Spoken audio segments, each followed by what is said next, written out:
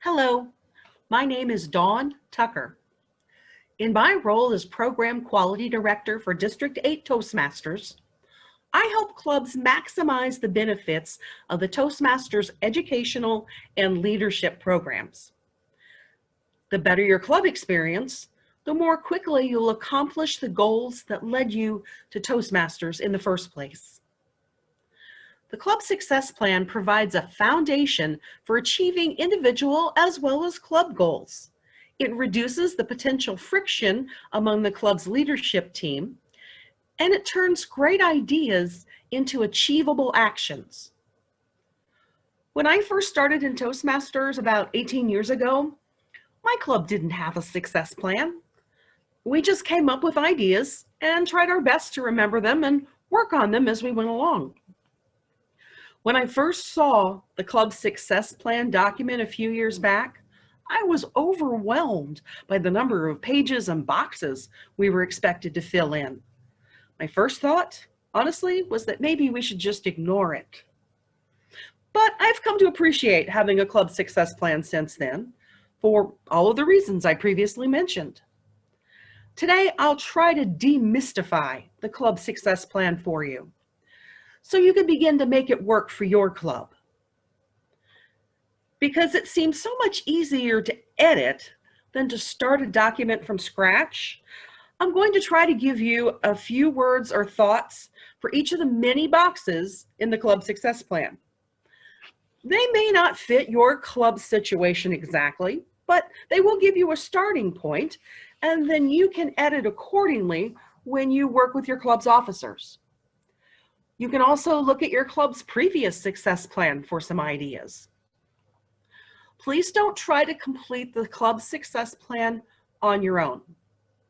I know that's tough for us overachievers, but it's important that you do it as a group effort and that each officer gets a chance to give their input. And don't forget, working on the club success plan is a requirement for receiving club officer credit toward the Distinguished Toastmaster Award. Because I'm going to share an idea or two for each box in the document, I recommend that you download or print out a copy of the Club Success Plan so you can follow along and make notes. Then, when you meet with the rest of your officer team, you'll have a conversation starter for every question. The link is in the chat, along with links to other resources I'll mention in this session. If you decide to print out a copy, note that the Club Success Plan starts on page 16 of the Distinguished Club Program and Club Success Plan publication, and it's a digital page 17. If you don't specify a starting page for your document, you'll print out the entire book. So let's get started.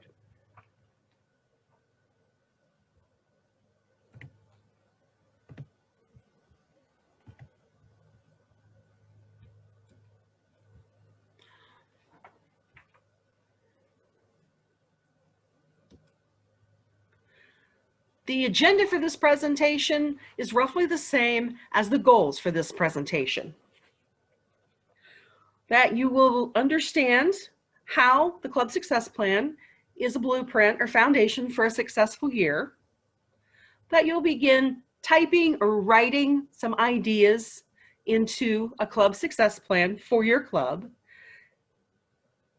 And then you'll be able to present what you've written and complete a Club Success Plan with these basics already in place when you meet with your officer team.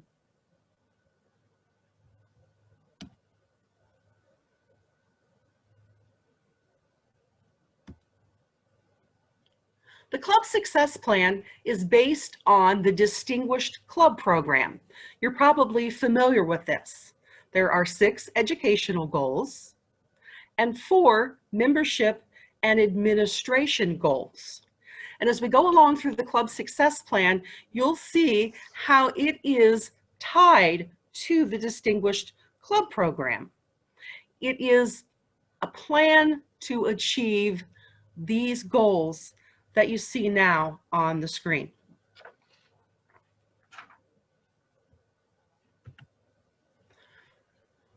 Before you get started, you'll need to gather some information, and you'll use this as a starting point for the goals that you're going to set for your club for the year. You'll want to know your current membership situation, the current membership now, those who still plan to renew, as well as perhaps some potential members who've been visiting and may plan to join. You'll need your club's current educational status. Who has already earned what?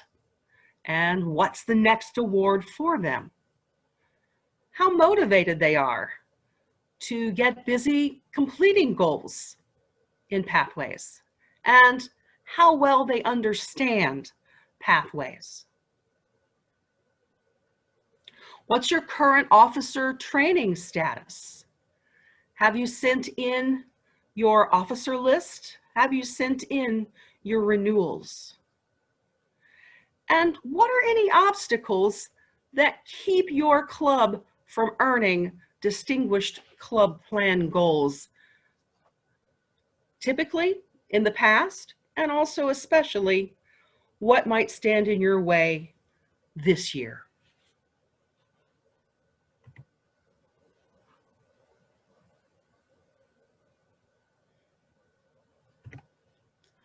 The first few pages of the Club Success Plan are the hardest. So stick with me and we'll get those out of the way first. You begin with describing your team and what you believe, what's important to you when you establish goals for the year. You'll talk about how you work together, and then how you'll handle any problems that might come up. Let's get started. If you're looking at the Club Success Plan, the first question is team composition. So you'll list here who your officers are, include the immediate past president, and then if it's helpful to you, you might list the officer assistants, if your officers have an assistant. If not, by the time you finish this, you will probably see a good reason to try to get one. And also committee members, and they'll seem important too by the time we finish today. Next is core values, followed by team operating principles. I think it may be easiest to understand these two together. I've heard it said that principles are the bridge between your values and your practices. So we start out by determining our values, and we see how we're going to put those in place through our principles and then the action plan. So let's look at it together. Let's say, for example, your core value might be accountability. A core value might be leadership development. Based on that, an operating principle might be to encourage ownership of projects and responsibility for them. You might have a core value of diversity. In that case, an operating principle might be inclusion. A core value of service might result in a principle of annual or semi-annual service projects, such as youth leadership. You might consider mentorship as a service. If you have a core value of excellence, then perhaps you want to provide excellence in evaluation, which would then lead to excellence in communication skills. On the next page, we look at potential obstacles that the club might face or have to consider when strategizing. And they give an example there of conflicting personal commitments. That's certainly a good place to start. You might have scheduling conflicts. Officers might have limited time. You may have various levels of Toastmasters knowledge and experience. You might have varying levels of commitments. Perhaps not every officer has attended training, and they may not understand the full extent of their roles. So what obstacles might your club face as the executive committee has to consider when they're strategizing? What is the executive committee's meeting protocol? Will you have monthly meetings? Will they be in person or on Zoom? Might they be before or after your club meeting or at a different time? Some executive committees or club officer teams will go out to dinner and discuss business over dinner. So this will apply to what your team does and what you would like to do. You might have a formal meeting protocol, including parliamentary procedure, or you might be more casual. In either case, I would recommend having access to the minutes of the previous meeting. You don't have to read them in person, but make them available for each officer to review so you know what you left undone and what you need to get done when you meet together. Team interactions and behavioral norms. How will you make your decisions? Will you have discussions? Will you vote and let majority rule? Or will you form a consensus? Will you compromise and come up with something everyone can agree on? What is the Club Executives Committee's method of communication? First, second, third preferences. How will you communicate between your scheduled executive committee meetings? Maybe a quick meeting before or after the club meeting. You might have to call an emergency Zoom meeting. You might prefer to email. You might have access to conference call or text. Different teams will have different methods. Now on page 18, which is still part of the executive committee or club officer planning. What will the communication parameters be? And that's kind of a confusing question, but the examples asks, will you communicate by phone or email? How long will your meetings last? And how will the committee members communicate with each other and the area director? And those are two different things. So perhaps you'll set aside an hour for formal meetings with your officer team. You might set aside 15 minutes for updates between your formal monthly meetings, maybe once a week. You might email reports prior to your meetings or between meetings. You might update each other as situations arise. And how will you communicate with your area director? The area director should visit you at least twice during the Toastmasters year and will probably contact you before that meeting. He or she may give you some forms to fill out, answer some questions to make the meeting a little bit shorter when they actually come to your club meeting and meet with your officers. You might invite your area director to your club contest. Hopefully you'll be volunteering and you'll be a part of the area contest. The area director might invite you to area council meetings, and you might go to your area director with questions or problems. How will the club executive committee resolve differences of opinion? Will you decide majority rules? Perhaps you'll try limited trials. If you can't decide if something is a good idea, maybe you'll try it for 6 weeks and then see how it worked out. Tweak it, compromise on it. You might consult with your area director if you have a difference of opinion. Take the question to the club. You want to present a unified front. You want to be fair in the way you approach the club, but if you can agree on a way to take a question to the club that you can't decide among yourselves, that might be a good way to deal with a difference of opinion. How will the club executive committee members support one another? I'm a big fan of the policy that we praise in public and we correct or disagree in private. Share relevant information. Collaborate. Cooperate and participate in each other's programs. Is there a membership building program going on? Let all of the officers be a part of it.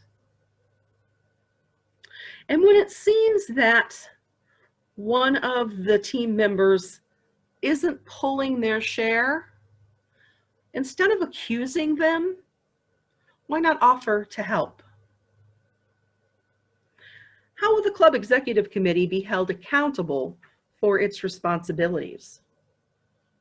This is a time when you would go with that suggestion, perhaps of reviewing the minutes from previous meetings. What did we decide we were going to do? What progress have we made towards doing it?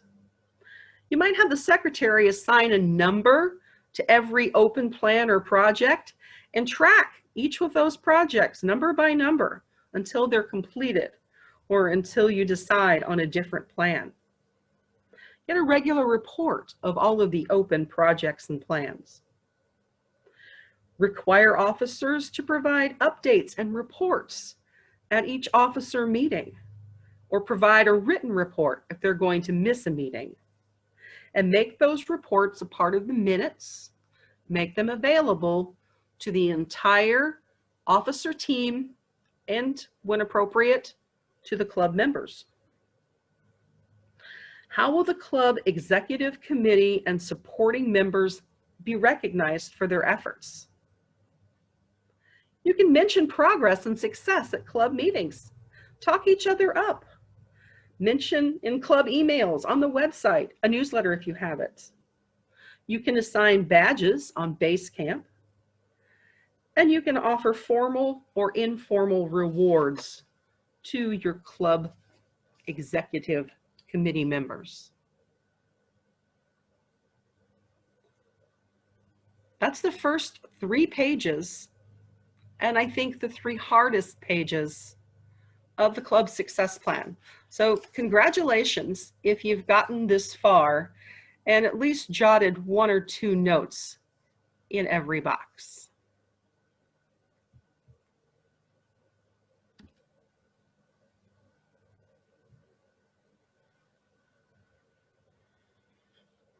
The starting point.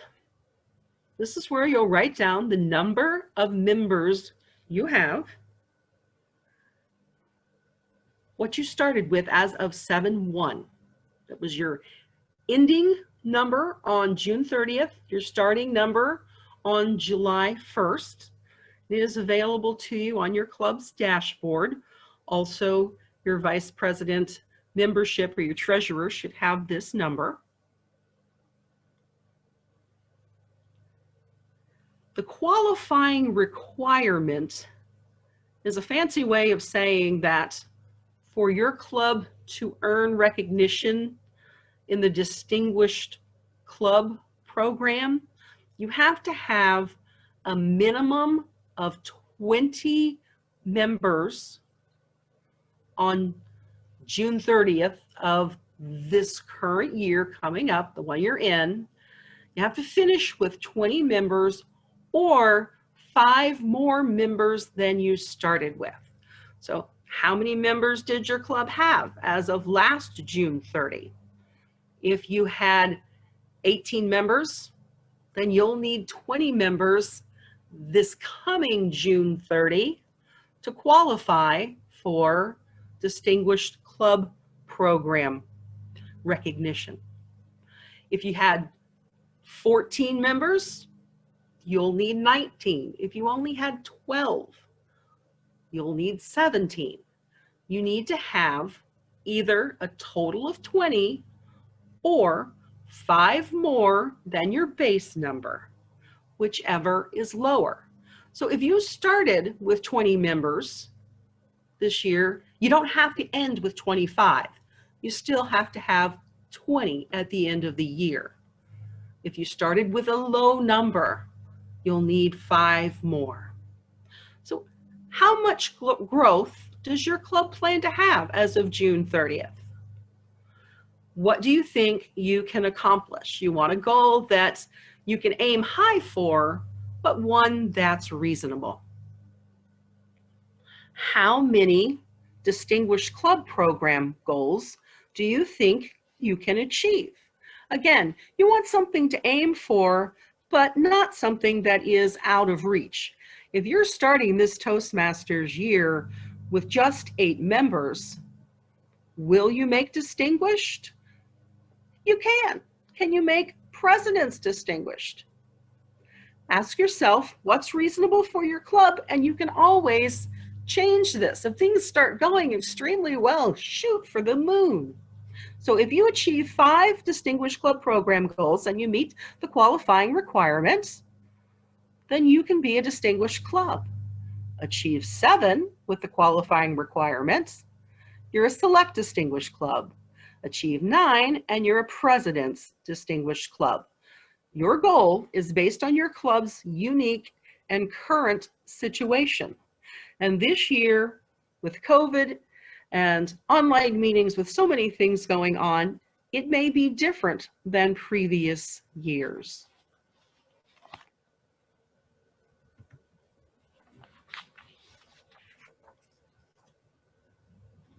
And now we begin the goals to achieve the specific points in the Distinguished Club Program, an action plan for each goal. Start with your situation analysis. The current status of your club members means what awards have they earned so far? This was in our information to gather when we started out.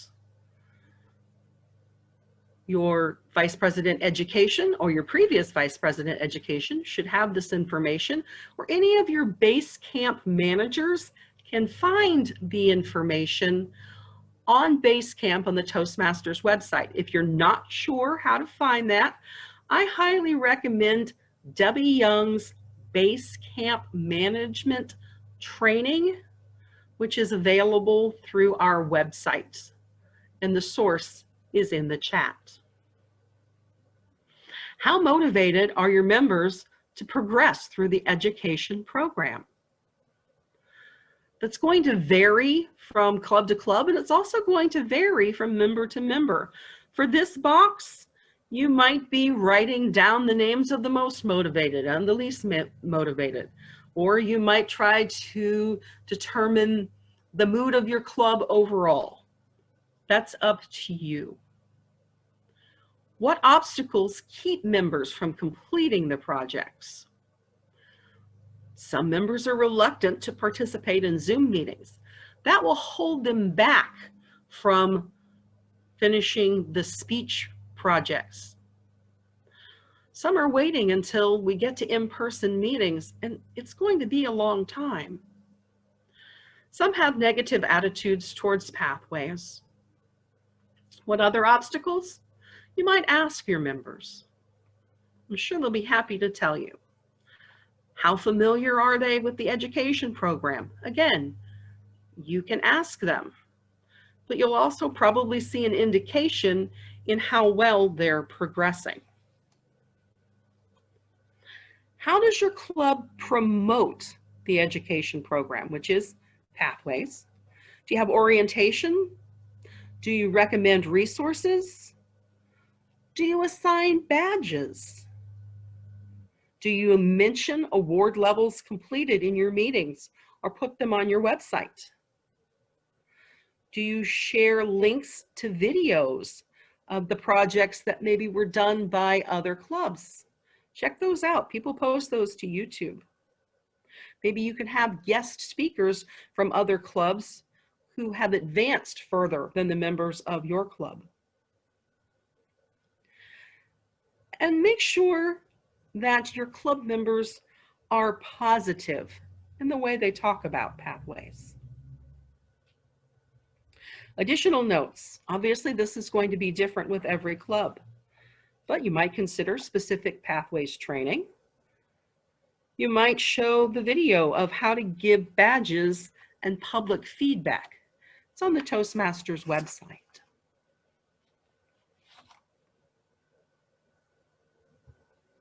Now we get to our specific education action plan. Page 21. Note that the first education action plan, action 1, relates to how to get members to complete levels 1 and 2. How will you get your members through those first 2 levels?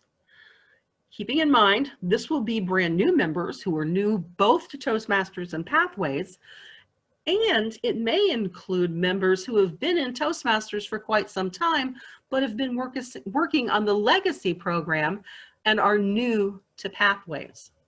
So what's your idea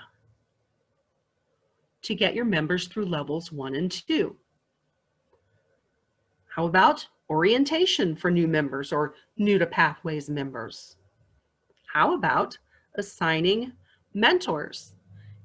This is an opportunity to put your core value of service into action by having mentors provide that service to your new members or new to Pathways members. Resources for this action: the equipment, the materials, the funding, the people. Well, there are District 8 training videos. There are Toastmasters training videos. Your Zoom account. Your Zoom might be the way that you put together an orientation or have your mentors and new members meet up. And you'll be using those experienced members as mentors. Assignment for Education Action 1. Who's responsible for this education action? Whether you decide to hold an orientation or assign mentors, you're going to need experienced and willing members to volunteer. Your Vice President Education may set up a mentoring program, and you may ask your area director for help. The timetable. Well, how long is it going to take you to put all these resources in place? Give yourself a reasonable deadline to get your mentoring program or your orientation program in place, and do it as soon as you can. If you're all ready to go, start immediately. When will Education Action 1 be complete? This one is probably going to be an ongoing program unless you see that for whatever reason it isn't working. But you're always going to have new members coming in and new people starting on levels 1 and 2. So whatever you put in place, consider that it's probably going to be an ongoing program unless perhaps you think of a better one. How will you check your progress? Well, how many of those involved complete levels 1 and 2? That will tell you how well it's working. Education Action 2, and I'm on page 22 of the club success plan. Education Action 2 is the same as 1, except that it is specifically how to get members to complete levels 2 and 3. So there's a little overlap there with level 2, but you're working on levels 2 and 3. So now you're talking about members who have some experience with Pathways. How do we get them to continue on? Well, there are some new things in Pathways that we haven't encountered before.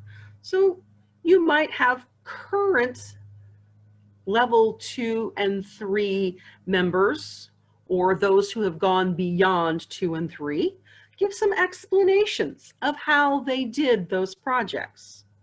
Keep a list of those members who have completed 2 and 3, and when new members have questions, they'll know who to go to. If you're a brand new club and no one has completed 2 and 3 yet, if the first person in your club to reach level 3 has questions, you might ask your area director to match you up with someone in another club in the area so that your first level 3 member can ask someone from a different club who has more experienced members. Resources for Education Action 2, if you choose the one that I just mentioned, would be your club members who have gone further, a list of those members, and your area director. You might instead have chosen videos, video training, video examples, in which case you might show some of those during your meeting. And so you would be going perhaps to the Toastmasters website, to YouTube for examples, and then showing them during your meeting. Who's responsible for Education Action 2? Your Vice President Education, his or her assistants or committee, if they have them, and the members who have completed levels 2 and 3. Timetable. You can start right away unless you're a new club. If you're a brand new club, then ask your club mentor or your area director. When will Education Action 2 be completed? This may be an ongoing program, or you might keep it in place for as long as it's needed. How will you check your progress? Well, how many of your members are completing levels 2 and 3? And ask them if the plan you put in place was helpful in their reaching that achievement. If so, keep it going. If not, think of a new plan. Education Action 3. No surprise, this is very similar to the first 2 education actions, but this one is specific to levels 4 and 5. So you might employ some of the same ideas you used for Action 2, but you're getting further along in pathways now. So you're going to need to do some of the other requirements for pathways. If you're not sure what else is required for the Pathways Distinguished Toastmaster Award, then I would recommend Debbie Young's presentation on how to achieve DTM in Pathways. There are also documents on the Toastmasters website that will tell you about some of the other things you'll need to do along with finishing Pathways projects. And for example, you might allow your club members to hold a youth leadership or speechcraft program.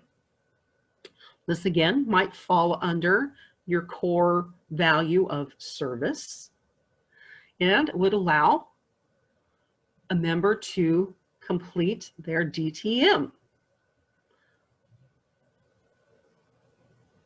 What are the resources for that? Well, there are youth leadership kits and speechcraft kits on the Toastmasters website, on the shop.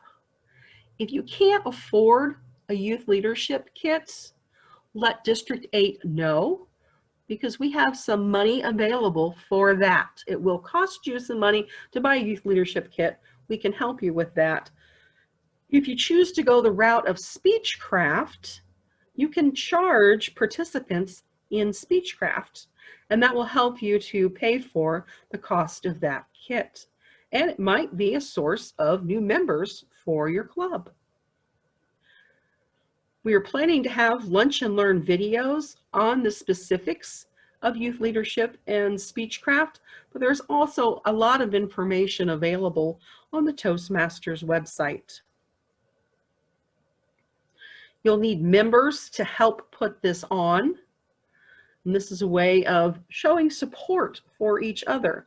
While one member gets credit for the coordination of a speechcraft or a youth leadership and will apply that to their Distinguished Toastmasters Award, you'll need other members to help with that program. You might do that with your Zoom account if you're doing it remotely, or you might need a location if you're doing it at a time when it could be done in person.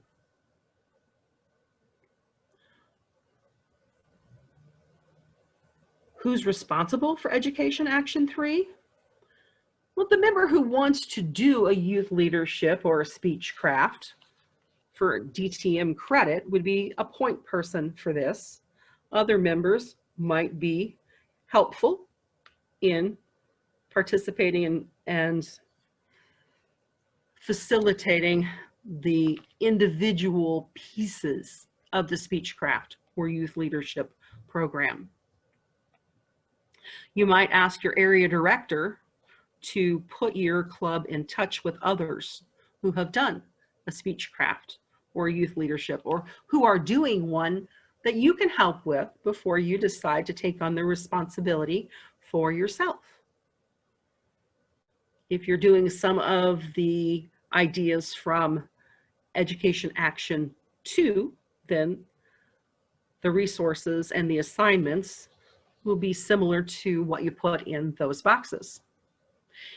Specifically though, for a timetable, if you're talking about a youth leadership or a speechcraft program, you might decide that your club will hold these on a regular basis, or you might let the members determine when they have the availability to do that. So for some clubs, it might be twice a year, we're picking a month, and this is when we're always going to hold a youth leadership or a speechcraft, perhaps as a way of building membership and providing service, whether we have someone doing it for Distinguished Toastmaster credit or not. But it might be that you simply hold these when you have a member who's ready to earn the credit. How will the progress be tracked? Well, how many level 4s, level 5s, and Distinguished Toastmaster awards are completed? That completes the Education Action Plan session of the Club Success Plan.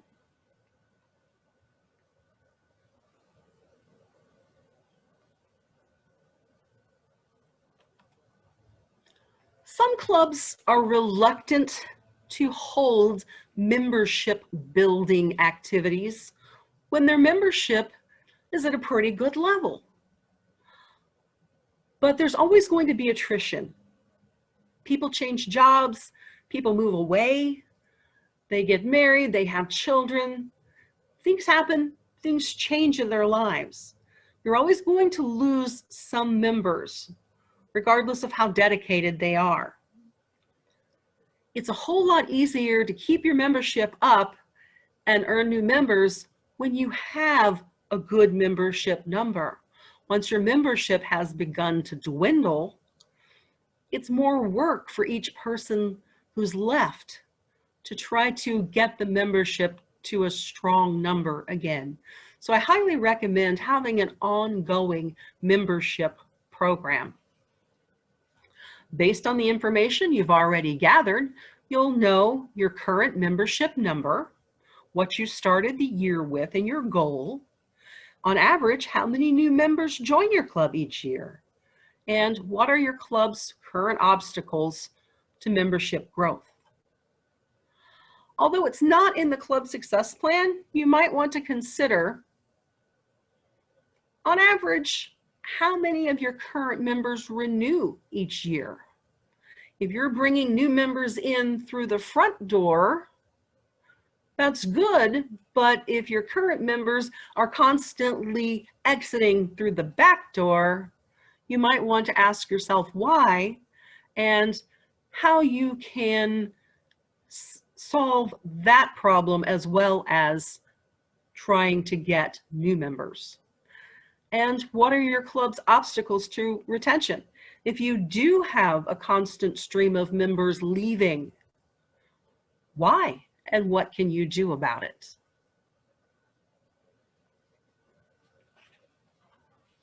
So your situation analysis is the current numbers, the number on average who join each year.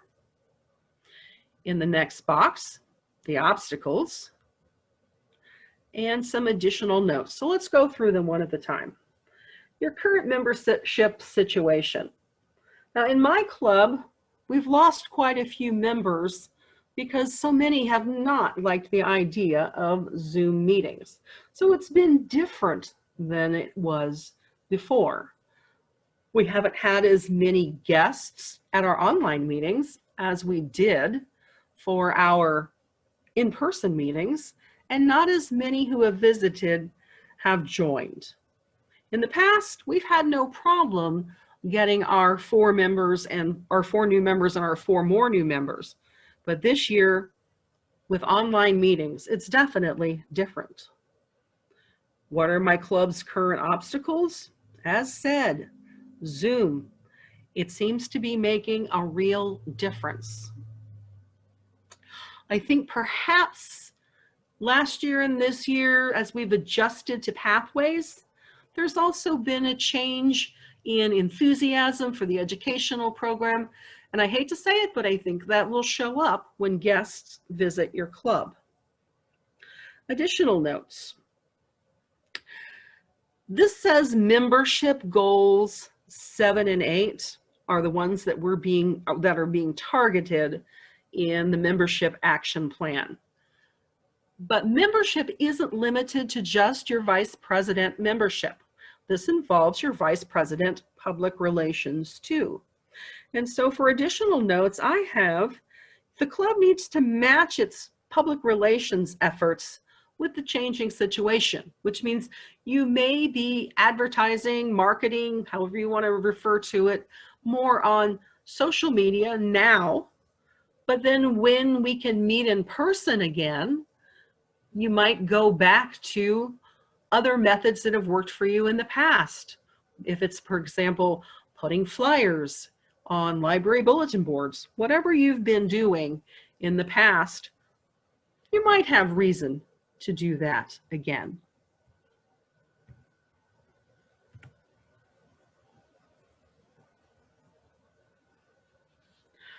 Membership action plan. Action number 1. For the vice president membership, I have follow up on prospects. When you get prospects' names and contact information from the Toastmasters International reports, from your website contacts, follow up with emails, provide links to videos, to documents, to an application form, and other information and advertising documents. Follow up with the names and contact information you get from other members or in response to PR campaigns. And for PR, well, perhaps you're going to have some campaigns. For example, how many different social media accounts can you advertise your club on? Did you know that District 8 has an opportunity for you to advertise your club on the district's meetup account, and there's no charge for the individual clubs to do it. Resources for membership action 1. Well, if it's that the vice president membership is following up on prospects, then you might use your club's or that individual member's email account to respond to those inquiries. And you may be adding links from Toastmasters International, from District 8, from YouTube. If you're talking about the vice president public relations, then the resources might be the District 8 meetup account. Facebook, do you have a Facebook page for your club? Company resources, if you're in a corporate club. That will vary depending on your club's situation. On page 25 already, The assignment. Who's responsible for membership action 1? The vice president membership, the vice president public relations, their assistants, their committee members, everyone in your club to bring in possible new member information, prospect guest information. The timetable for action 1, I hope you've already started it. July 1 is when you want to begin if you haven't begun already. When will this be complete?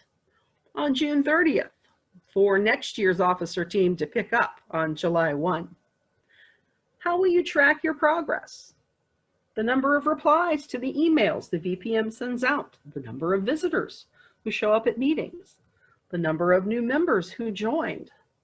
And when you do get guests, you might ask them, which one of the VPPR's efforts did they benefit from? Where did they see an advertisement? Where did they see some PR or marketing material about your club? Keep track. Know what's working for you. Membership action 2. Describe how your club will gain 4 more new, dual, or reinstating members, just like action 1, but you're trying to get another 4. We have a breakout room before our regular club meeting starts for visitors and the vice president of membership or another Toastmaster to get involved in talking with first time or maybe first and second time guests to our meetings. We invite them to come about 15 minutes early and join someone in the breakout room who will be talking specifically with them. Once we're meeting in person again, that might be a plan, for example, to have a specific member sit with a guest when they come in and answer their questions. And then follow up with all of the guests. Get their contact information and follow up. What did you think of our meeting, whether it was online or in person? Resources for membership action 2, the vice president membership, the president, or other members to be involved in sitting with those guests in the breakout room before your club meeting and answering those questions. Or your Zoom account would be another resource for creating that breakout room. When you're meeting online, it would be very similar. Your members who are going to volunteer at each club meeting to sit with and befriend a guest, answer their questions, and encourage them to come back.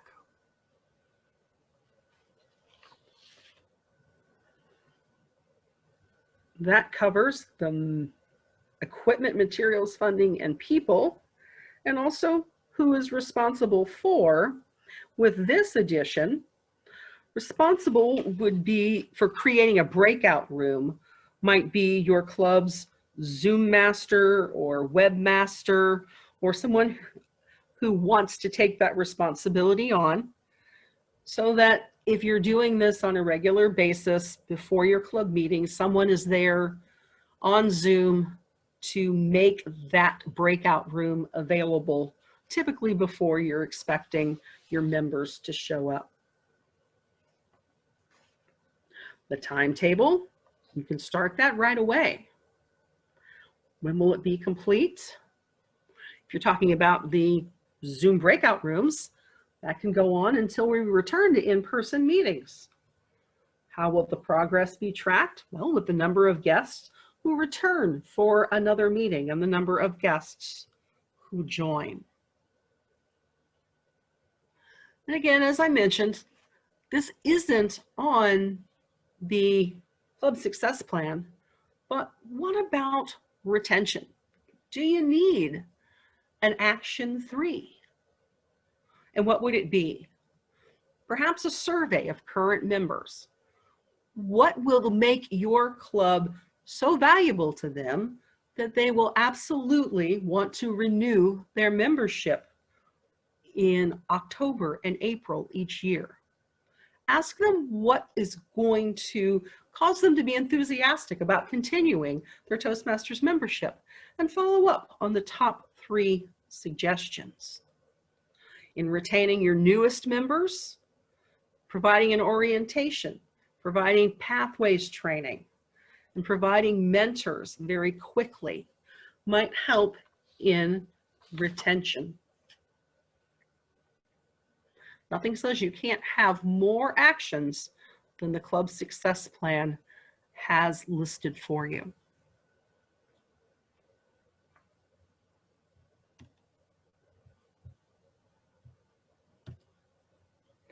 We're in the home stretch now with just 2 more distinguished club goals to cover. We're on page 27 of the club success plan. Training goal number 9, a minimum of 4 club officers trained during each of the 2 training sessions. So the situation analysis, of course, review what your club situation is regarding training. At my club, we typically have 4 officers trained in each session. Lately, we've had 7. Is training a decision that's made when TLI is announced at your club, or is it simply a part of your club's culture that the officers will attend training? What are your club's current obstacles to having its training goals met? For example, our club currently only has 5 officers. So to get 7 trained, which we like to do, we'll need to replace those 2 officers. While this goal is only for 4 officers trained, you can decide that for your club, you want to get 7 trained.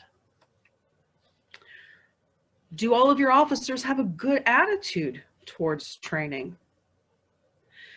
For additional notes, currently we have Zoom training and several makeup training sessions available.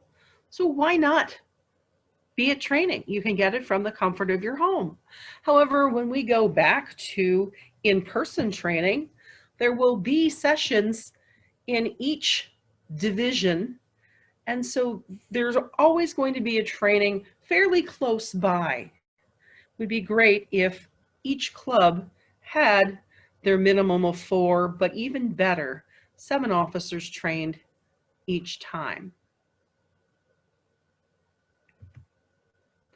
Action 1, how will you ensure 4 officers are trained between June 1st and August 31st? And note that this training might take place prior to the beginning of the Toastmasters year on July 1. You could be trained as early as June 1. What's your idea? How will your club ensure that 4 officer roles are trained? Again, try making it part of your club culture. This is what we do here. The officers attend training. You might report back to the club as the officers are trained by way of positive peer pressure.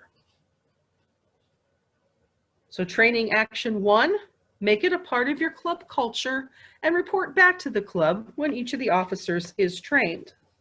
What equipment, materials, funding, or people, that is, what resources are required for training action 1? Self-reporting on the part of the officers, attending TLI or makeup officer training itself. Who is responsible for training action 1? Each officer is responsible to attend training, and the president may want to track both that all of the officers have attended training and that the dashboard on the Toastmasters website indicates that each officer has been trained. If there is a discrepancy and you're not showing credit for each officer trained, make sure to contact the program quality director. The timetable for training action 1, perhaps May of the previous year when officers are elected. As soon as officers are elected, you begin planning to attend TLI, talking up officer training. When will training action 1 be completed? When 4 officers, or even better, 7 are trained, or when that round of training is completed, in this case, August 31st. How is progress tracked? Have your officers self-report when they attend training and make sure the dashboard shows credit for those officers being trained. Training action 2. How will your club ensure that 4 officer roles are trained between November 1 and February 28th or 9th? This can be a continuation of the previous officer training action, or you might add something. For example, you might offer to have a certificate presented to each officer who attends training both in summer and winter. You might have an Officer of the Year award, and to qualify for that award, an officer would have to be trained summer and winter. Then the resources for that action might be certificates or a physical award of some sort for the Officer of the Year. Who is responsible for training action 2? The president might take on the role of acquiring an award or printing certificates. And of course, the officers would be responsible for attending training. The timetable would be, as soon as TLI is announced for the winter session, or if you're a semi-annual club that elects a new slate of officers to begin their roles on January 1, as soon as they are elected.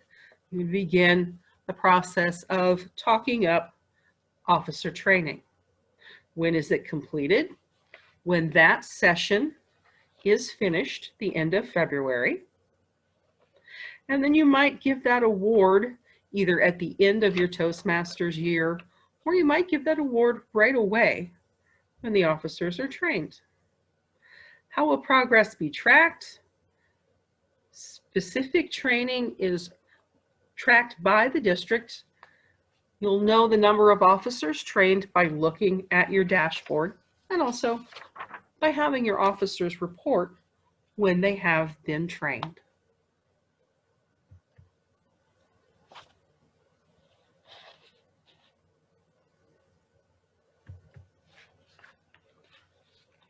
Our final Distinguished Club Plan goal is for administration. Again, the situation analysis, the current situation for your club. Do you typically have your paperwork, so to speak? It's electronic now, but do you have your reports in to TI on time? What might be some obstacles in achieving this goal? Well, if we're talking about getting the dues paid on time, perhaps corporate pays your dues if you're a corporate club, and they pay them on their schedule instead of yours. Or you might not have a club calendar set up for goals, significant dates, and deadlines, so those might slip past your attention.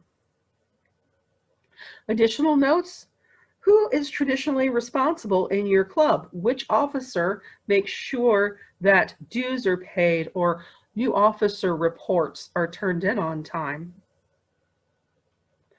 And is this information passed on when the officers change over to the new officers? Administration Action 1. How will your club ensure that dues, accompanied by the names of 8 members, are received on time at World Headquarters? According to the Distinguished Club Plan goal, you only have to make sure this is done once to get credit for this goal. But why not make it a part of your club's culture to get it done on time twice? What action will be taken? Make sure a reminder or invoice is received by each member 6 weeks in advance of the dues pay deadline, and continue to remind until the dues are paid. What equipment, materials, funding, or people can be used? The club website, emails. You can mention it at meetings. Who will do it? The treasurer can do it. The president can do it. The vice president. Membership all might take part in reminding your members to renew their membership and pay their dues. Who is responsible?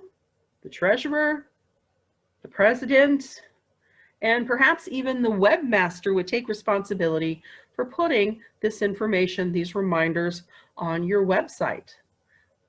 The timetable for Administrative Action 1, 6 weeks in advance of the date when dues are due, which would be August 1 and April 1.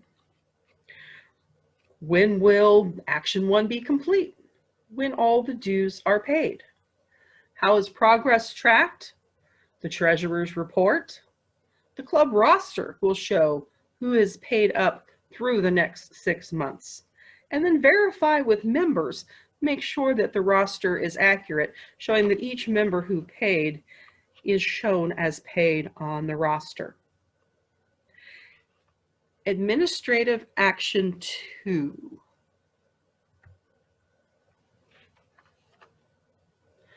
How will your club ensure that an officer list is received by World Headquarters on or before June 30th or December 31st if your club elects semi-annually? You only get one shot at this if you elect your officers once a year, and that happens on or before June 30th, before your year as officer starts. So you want to put this in place as something that's ongoing in your club. Now, if you're semi-annual and you elect officers twice, you can have a second shot at it by making sure that your second slate of officers, those who begin office on January 1, have their names updated on the TI website by December 31st. But you want to make this a part of your club procedures. And again, this can be your Action 2. Make the update of club officers on the TI website a part of club procedures to be updated as soon as officers are elected. What equipment, materials, or funding could you use for that?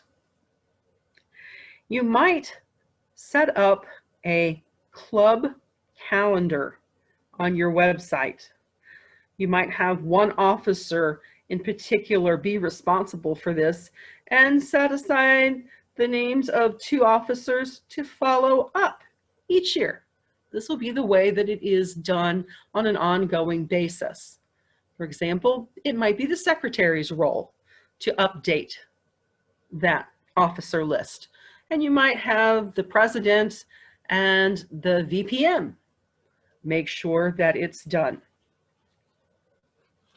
Who is responsible? Again, that's up to you to decide. Historically, it has been the secretary. When will it begin? As soon as your officers are elected, perhaps in May. If you elect your officers in May, they can serve alongside the current officers for the entire month of June. They're ready to hit the ground running July 1. So as soon as they're elected in May, then they would be updated on the TI website. When is Administration Action 2 complete? When the officers have been updated and the new information is verified on the TI website. How is process tracked? On Club Central. Look at your dashboard and see if it's showing that your club officers have been updated. Also, take a look in Club Central at the new officer list and see if on your information there in Club Central, it's showing who your officers are. Do they look like last year's officers? Make sure you get them updated for this year. You go to Toastmasters International and log in. You go to Leadership Central, then Club Central, Club Officer Assignment, and then check the names and the start and end date for your officers. And that's it. That is the entire rundown of the club success plan and something for every box. I hope that during this presentation, you have come to understand and appreciate the purpose and the benefits of completing a club success plan, that you did get to jot down something for each box in your club success plan, and that you'll present that to your club officers as a starting point to create your club's own unique success plan. Decide on a schedule to review how your success plan is working. Are you getting the things done that you need to be successful with a distinguished club program? You might set aside dates to look at each goal that you set, each action plan. Refine the items that could be working better for you. And if something's not working at all, come up with a better idea. But stay dedicated to the success of your club and its members.